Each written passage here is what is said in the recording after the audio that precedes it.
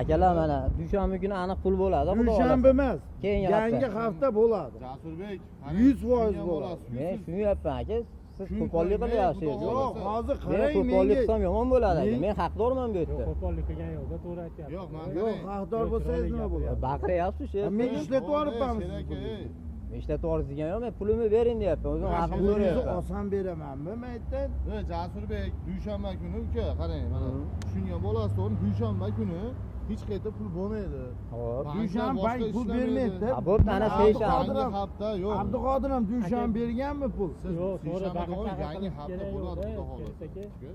Yo'q, asab tugadi. Yo'q, o'zi. Endi ham tugadi asa. Bittasi Yo'q. Bitta siz gapirmayapsiz menga. Bo'lmasa bularni asabini Panetga beryapsan deyapti, she'rsaga. Yo'q, yig'ishtiringda Ha, deyapti. rost aka, men ololmayapman deyapsiz-ku.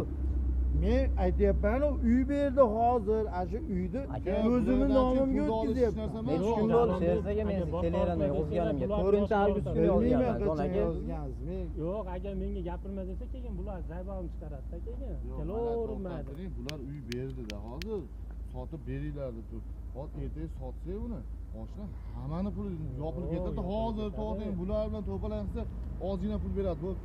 Bo'lib beraman deydi. Yana hamiga keladi hamma yo'q. Yo'q, ashinga bularni oldiga kirmay o'ziga uchirayin dedim. Mana